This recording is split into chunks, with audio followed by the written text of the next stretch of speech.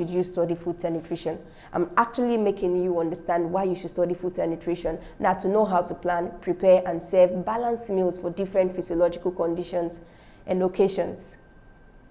Now, one of the reasons for studying food and nutrition is that you should be able to plan, prepare, serve balanced meals for different physiological conditions and occasions. Now, when you talk about physiological conditions, it ranges from different people, from the lactating mothers, pregnant women, sedentary workers, aged people. So when you are studying food and nutrition, you have an idea on how to prepare their meal, because you can't prepare the same meal that you're preparing for yourself for a diabetic or for a child, an infant. Now, children like a lot of colors with their food, so you just don't go making food randomly and just put it them. They won't eat. But if you make it colorful and make it look very nice, children will eat. It becomes appealing to them and they want. And also for different occasions, like we said, for weddings, birthdays, and all of that, you should be able to know how to plan for these events. The another reason for studying food and nutrition is that to be self-reliant members of the society. Now, you would have to do what? Fend for yourself. I know a lot of students that are making money from studying food and nutrition. The idea is they got from studying food and nutrition. Most of them are out of the country and they are making money because their friends are telling them, please cook for us, and they are cooking and they are making money. They are paying for the services they are rendering out. So you can be self-reliant members. You don't have to depend on people to eat.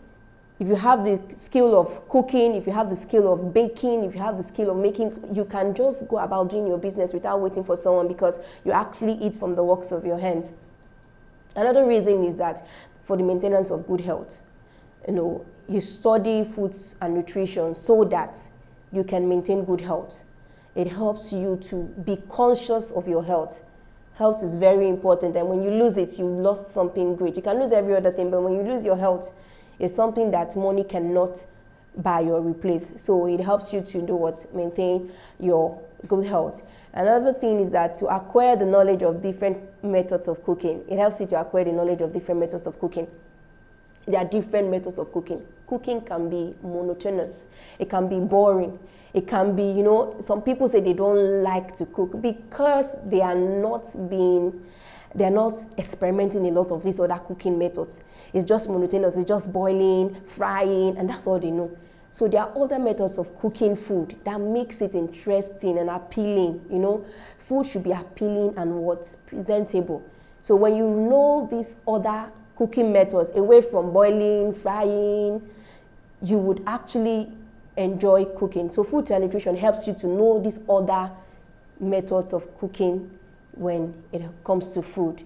Now, another reason for studying food and nutrition is that you're able to know, choose, and care for kitchen equipment and utensils appropriately. Now, we have a whole lot of kitchen equipment and utensils. A lot of us don't even know some of the equipment in our home, how they use them. So when you study this, because you come to the lab, you're having practicals, you see a lot of these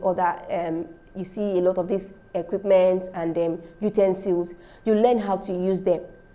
Some persons don't even know how to even on their gas burners. They don't even know how to on the ovens. I've seen people that have ovens in their house and they can't use it because they don't know how to on it.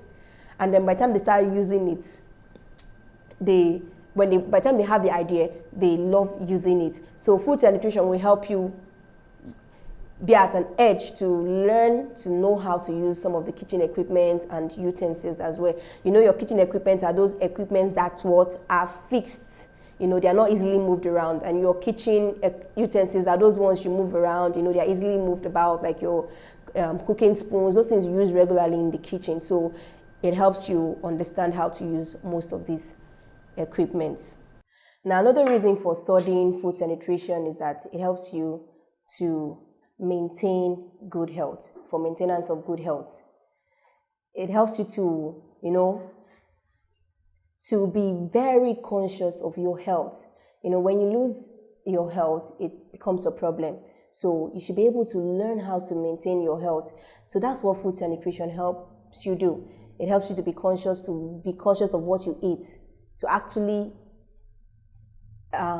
be conscious of the diet that you consume, to always take balanced diet. So it helps you to be conscious of that need when it comes to food. Another reasons for studying food and nutrition is that to acquire the knowledge of different cooking methods. A lot of people complain about cooking being boring or monotonous. Now, this is because you are just used to cooking with one method of cooking, or two, let's say boiling and frying, that's all you know. There are a whole lot of different cooking methods that can actually make cooking very interesting.